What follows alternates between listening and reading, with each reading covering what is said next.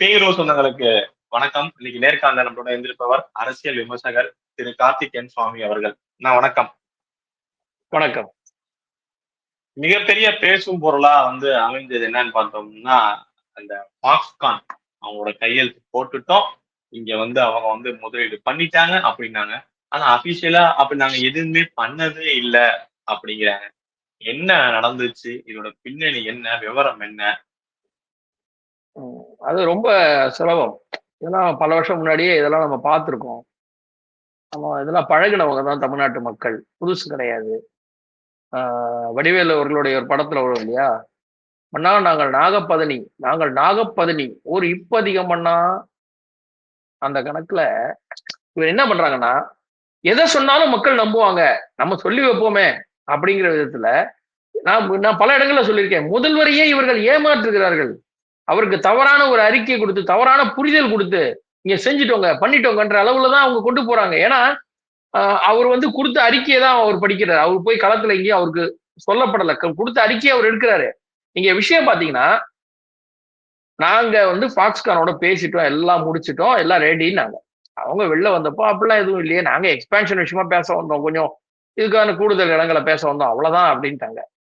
உடனே என்ன சொல்றாரு அமைச்சர், நாங்க பேசுனது இந்த நிறுவனம் இல்ல, அவங்களுக்குள்ள பல குரூப் இருக்கு, நாங்க பேசுனது வேற ஒருத்தர்கிட்ட அப்படின்னு சொன்னாங்க.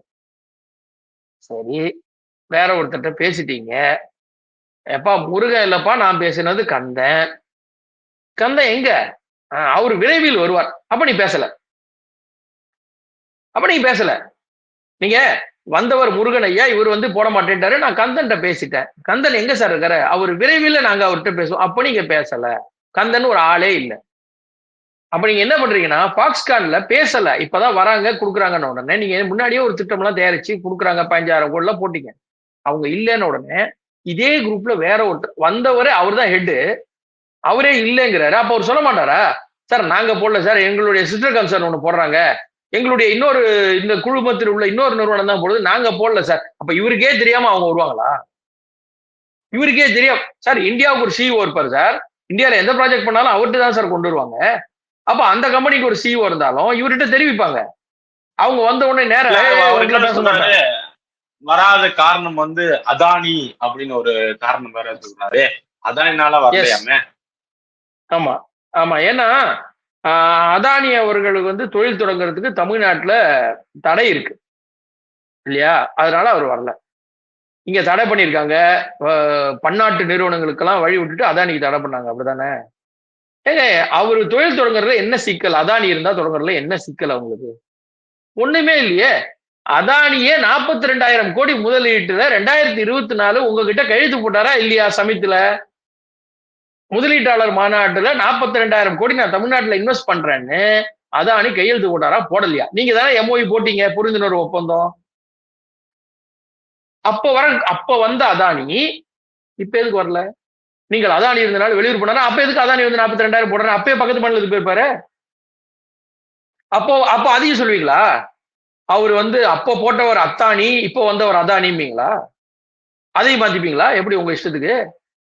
அப்ப அவர் எப்படி 42,000 கோடி போன வருஷம் தான் உங்களுக்கு எம்ஓஇ போட்டாரு, இன்னைக்கு அதே அதானியால் தான் வரலன்னா அன்னைக்கு வந்தவர் யார் சார்? இவங்க இந்த நாடகத்தை பல தடவை நடத்திருக்காங்க சார். டி துரைமுருகன் என்பவர் வேறு, அதாவது பொருளாளர் டி துரைமுருகன் வேறு, இந்த துரைமுருகன் வேறு. இந்த நாடகத்தை இவங்க பல வருஷமா நடத்திட்டு இருக்கிறாங்க, சரிங்களா? இவங்கள்ட்ட நீங்க இன்னொன்னு சிம்பிளா புரிஞ்சுக்கணும், இந்த மாதிரி வார்த்தை ஜாலங்கள்லாம் சொல்லி இவங்கள்ட்ட எல்லாம் பேசுறது முடியாது, நம்மளால ஜெயிக்க முடியாத காரியம். கிட்டத்தட்ட 100 வருஷமா அப்படிதான் ஏமாத்திட்டு இருக்காங்க ஊரை. ஆனா இவரையே ஒருத்தன் ஏமாத்துறேன் தெரியுமா, அவங்களதான் பாராட்டணும்.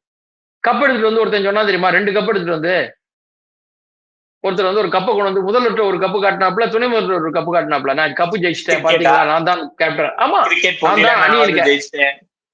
தான் அணியின் கேப்டன் ஒருத்தர் வந்தார் பாத்தீங்களா, அவரை பாராட்டுறேன் நான். ஏன்னா இவங்களுக்கே அல்வா கொடுத்துருக்காருன்னா இவங்களே அல்வா கொடுக்குறவங்க சார். ஒரு நிறுவனம் எம்ஓஇ போடும்போது அது யாரு என்ன அவங்களுடைய டீட்டெயில் எதுவுமே தெரியாம போட்டுருவீங்களா? அவங்களுடைய எல்லா டீட்டெயிலும் உங்கள்கிட்ட இருக்கு, அரசு அனுமதி இருக்கும், அவங்க அங்க ஷேர் மார்க்கெட்ல இதை சொன்னா அங்க ஏறும் இறங்கும், அவங்களுடைய அந்த இதெல்லாம் பார்த்துருப்பீங்க. நீங்க தமிழ்நாட்டுல உள்ள 8.5 கோடி மக்கள்ல எத்தனை பேர் Facebookல தன்னை பத்தி தப்பா போட்டாலும் தேடி கண்டுபிடிச்சு கொண்டு வர அளவுக்கு ஒரு யூனிட் ஒண்ணு வச்சிருக்கீங்க. உண்மை கண்டறியும் குழுன்னு சொல்லிட்டு உங்க வேண்டப்பட்ட ஒரு ஆளை தூக்கிட்டு வந்து போட்டு குழு வச்சீங்கல்ல. ஒரு கம்பெனியை பத்தி உங்களால கண்டுபிடிக்க முடியாதா? அவங்களுடைய ஷேர் மார்க்கெட் ஏறுதா இறங்குதா, உண்மை நிஜமா இல்லையான்னு? அப்ப இப்பதான் அந்த கம்பெனி இனிமேல் பேச போற மாதிரி சொல்றீங்க. அந்த கம்பெனிட்ட விரைவில் வரும் அந்த கம்பெனி.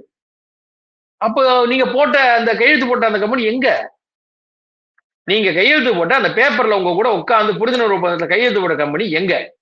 கையெழுத்து போட்டது யார்? இல்ல துணை நடிகரை கூட்டு வந்து கையெழுத்து போட வச்சீங்களா? அப்ப அந்த கம்பெனி எங்க? கையெழுத்து போட்டாங்கல்ல, அந்த பேப்பர் இருக்குல்ல, நீங்க தானே போட்டோ எல்லாம் போஸ்ட் கொடுத்தீங்க. அந்த கம்பெனி எங்க? இல்ல இப்ப வந்தவர் தான் கையெழுத்து போட்டாரா? இல்ல வேற ஒருத்தர் போட்டா அவர் எங்க? அந்த இல்ல நிறுவனத்தோட தலைமை அதிகாரி. இவங்களோட இந்த போயிட்டு வராங்கல்ல துபாய், சிங்கப்பூர் அப்படின்னு சொல்லிட்டு ஜப்பான் எல்லாத்துக்கும் போயிட்டு வந்து அந்த அளவுக்கு நாங்க முதலீடை ஈர்க்கிறோம் அப்படின்னு சொல்லிட்டு இவ்வளவு சொல்றாங்க. அத உண்மையான நிலவரம் எப்படி இருக்கு? கம்பெனிஸ் ஏதாவது தமிழகத்துல புதுசா வந்து ஏதாவது ஆரம்பிக்கப்பட்டிருக்கா? அதாவது எல்லா எம்ஓயுமே இங்க கம்பெனி தொடங்குவாங்கன்னு சொல்ல முடியாது. அது தெரிஞ்சுங்க. எல்லாருமே புரிந்துணர்வு ஒப்பந்தம் போடுவாங்க. சில சூழல்கள்னால போற கம்பெனி இருக்கு, வராம இருக்கிறது இருக்கு, தாமதமான கம்பெனி நிறைய இருக்கு. இன்ஃபேக்ட் திரு எடப்பாடி அவர்கள் ஆட்சியில போடப்பட்ட எம்ஓயுல தற்போதைய முதல்வர் அவர்கள் அப்ப எதிர்கட்சி தலைவரா இருந்தபோது கேள்வி கேட்டார். நீங்க எந்தெந்த ஊருக்குலாம் சொந்த டூர் போனீங்க? நீங்க குடும்ப டூர் சுத்தி பார்க்க போறீங்க? நீங்க இதுக்காக போனீங்க? எதுக்கு டூர் போனீங்க எல்லாம் கேட்டுட்டு இவர் ஆட்சிக்கு வந்த பின்னாடி என்ன சொன்னாரு? அவர் போட்ட எம்ஓயுல 70% கம்பெனி வரவே இல்லைங்க, போயிடுச்சுங்க எல்லாம்னாரு. அப்படின்னா என்ன அர்த்தம்?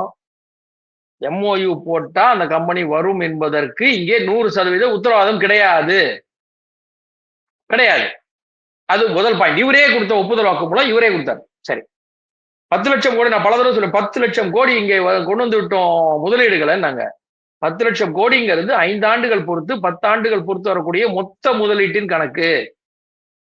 இப்ப வந்திருப்பது சுமார் ஒரு 2 லட்சம் கோடியோ அப்படிதான் வந்திருக்கணும், வந்திருக்க வேண்டும். ஏனென்றால் ஒரு கணக்கு குத்து மதிப்பாக கணக்கு பார்த்தால்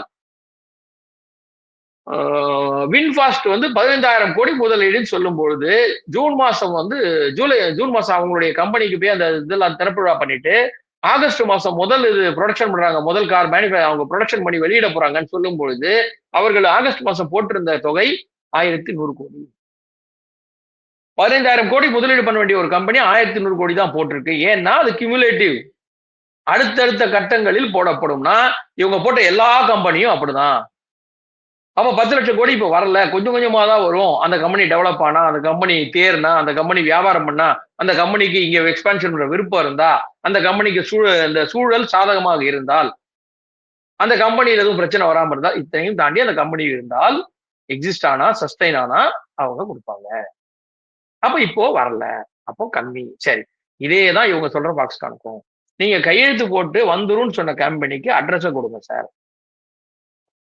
நாம என்ன சொல்றோம்? இவர் என்ன சொல்றாரு? அமெரிக்கால இருந்த வேற கம்பெனி வேற, இது இந்த கம்பெனி வேற. அந்த அட்ரஸை கொடுங்க சார். அங்க இருக்கிற யாரோ ஒரு இந்தியர் போய் பார்த்து கூப்பிட்டோம், தமிழர் போய் கூப்பிட்டோம் சார், ஒரு திராவிடர் போய் கூப்பிட்டுமே சார். இல்லைன்னா டிஆர்பி ராஜாவை அனுப்புங்க, மந்திரிய அவர் அனுப்பி போய் நேரடியா பார்த்துட்டு வாங்க சார். இப்போ ஒரு கம்பெனி வரேன்னு சொன்னாங்க, அதனுடைய வேற ஒரு நிர்வாகி வந்து வரலன்றாரு. எதுக்கு சிக்கல்? உடனடியா கிளம்பி போங்க, அந்த கம்பெனில பேசுங்க, போட்டோ எடுத்து வீடியோ எடுத்து போடுங்க. இல்ல நாங்க பேசுறது இந்த கம்பெனி தான், இந்த கம்பெனி தான், இந்த பாருங்க இவங்க தான் ஒரிஜினல், நாங்க பேசிட்டோம், இன்னைக்கு வந்தேன், திரும்பி அவங்க ரெனியூ பண்ணி சொல்லிட்டாங்க, ஓகே இந்தாங்க, முடிஞ்சு போயிருமே சார். நீங்க ஏன் அதை பண்ண மாட்டேன்றீங்க? அந்த 2 நாளைக்கு அப்புறம் ஃபாக்ஸ்கானை பத்தியே பேசல பாருங்க. அதுக்கு வரும்னு சொல்லிட்டதுக்கு அப்புறம் பேசவே இல்லை அவங்க. அப்ப ஏன் போனீங்க? பேசாமையே இருந்தீங்க சொல்லுங்க. அப்ப நீங்க என்ன சொல்ல விரும்புறீங்கன்னா, ஒண்ணு சொல்லுவோம், நாங்க சொல்லுவோம், அதை நீங்க கேட்டுக்கங்க, அவ்வளவுதான். பதில் கேள்வி எல்லாம் கேட்காதீங்க. ஃபாக்ஸ்கான் அப்படிதான் சார். இன்னும் பல கம்பெனிகள் அப்படித்தான் நடக்க போகிறது, பொறுத்திருந்து பாருங்கள். ஏன்னா ஏற்கனவே உங்கள்கிட்ட போன கவர்மெண்ட் பல கம்பெனி வானிலை இறுதியான கேள்வியாவே நம்ம பார்த்திருப்போம். இவர் முதலீடு போறப்பயே யூபி கவர்மெண்ட் வந்து வராமலே எத்தனை கோடி முதலீடு அமைச்சரை அனுப்பி ஈர்த்தாங்க.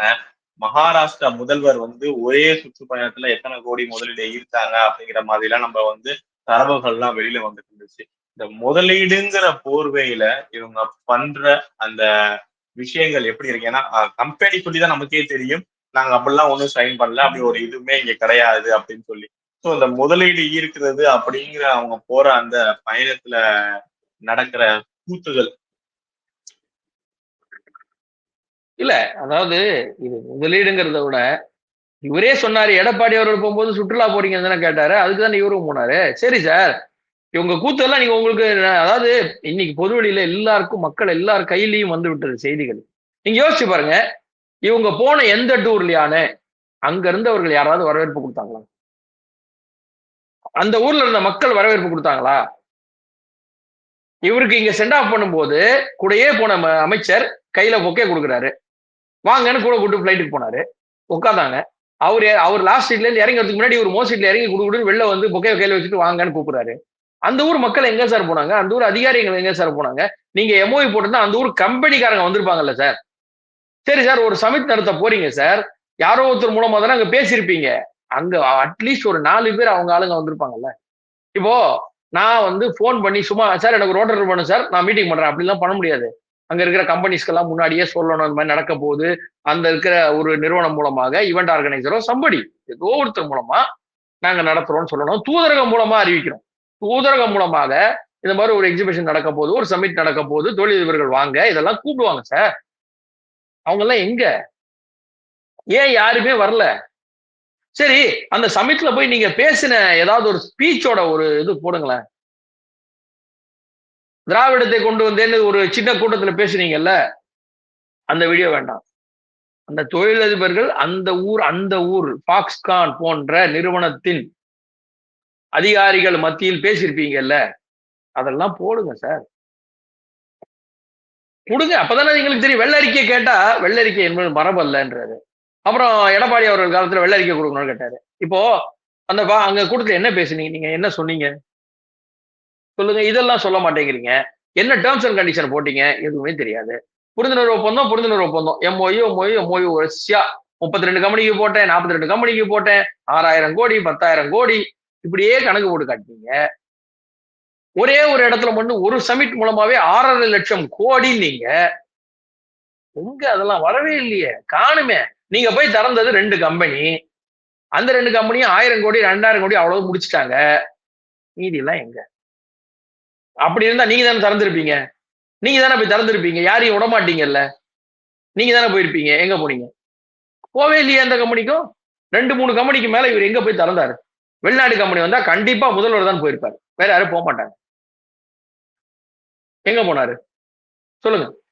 எங்கேயுமே போல. அப்ப முதலீடு வரல.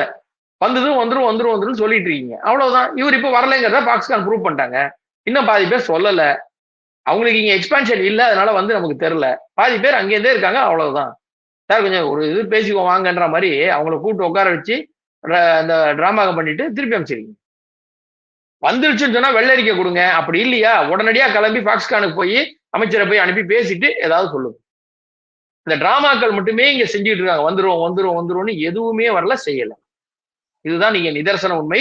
இது இப்படிதான் திராவிடம் செய்யும். மீண்டும் மீண்டும் இப்படிதான் செய்யும்.